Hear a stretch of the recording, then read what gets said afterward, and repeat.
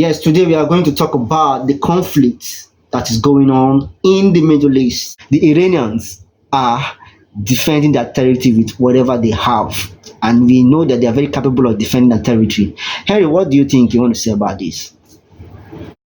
Wars are not only fought with bullets and military strength, it's all about strategy, and the man who has the highest strategy wins at the end of the day. Let us look at how Iran are strategically engaging US force. You see, US are so strong, no doubt. Like Trump would boast that they have the highest army, they have the highest this, whatever he had boasted of, nobody is doubting that. But what strategy is Iran deploying that the world would have to hear from them? That every one of us is watching from afar, seeing that will be so formidable. They are engaging US allies. US economic strength do not only revolve around USA. Of course, their hegemony, their interests have been all over the globe, strategically on the Middle East and on the GCC countries. So Henry, let me just add, the GCC comprises of 6 states. They have Bahrain, they have Qatar, they have UAE, the United Arab Emirates, they have Saudi Arabia, they have Oman. These countries comprises the GCC, and they are the economic bloc in the Middle East.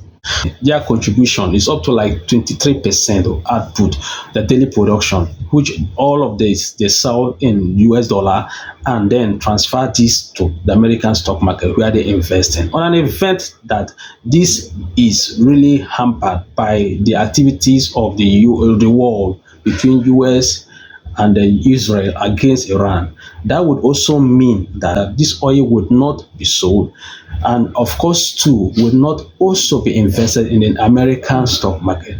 That in fact had also impacted negatively on the American economy. So the war is really strategic.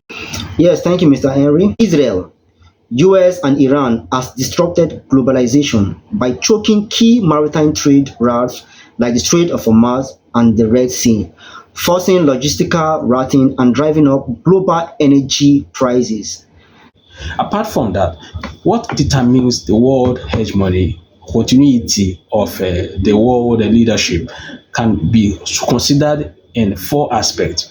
Apart from relational power, which do not really much apply, we also look at structural power. One is the finance. Finance has to do with the dollar, how the world have been seeing the dollar as the means of exchange, which is considered as a SI unit for transaction. Every country try to trade in dollar. Even the ones that do not like America are forced to trade in dollar because it has been seen as the most reliable, most stable currency in the world. Fine. But on an event that this go into a decline and alternative is then introduced by the reason of the activity of the BRICS country who have been on the agitation, and they're also fine-tuning means of introducing a currency that will be accepted and then alternative to the dollar. We can know how much that will impact on the dollar.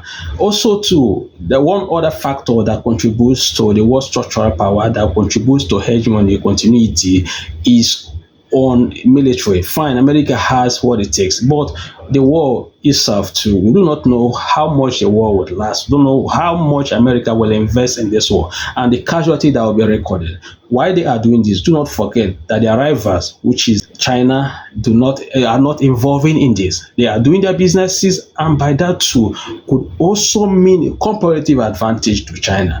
And other factors like education, or perhaps you can say knowledge, also play a part, which by the level of exposure technology-wise, America still have it. China also competitively can also be considered in that sphere.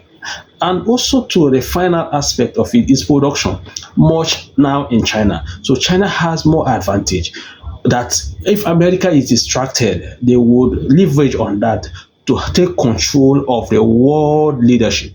Don't also forget how America came into power. It was leveraging on wars, how they came by the first war against Spain, when Spain activity in the northern hemisphere against Cuba and the Caribbeans. America was able to dismantle and the Spanish government and then took over.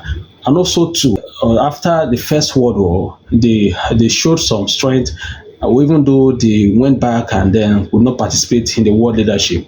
Then finally, after the Second World War, that was when America, from watching afar and getting involved fully at the end of the war, they were able to control the world and then became the leader of the world. So it was because the whole other countries were all worn out. That was when they got involved. They were able to utilize the opportunity, dismantle what was dismantleable, and got at the end of the day. So China is watching. We do not know when they might get into the war. And on the event that their military are smart, the American, we would have to see them as the next leader of the world.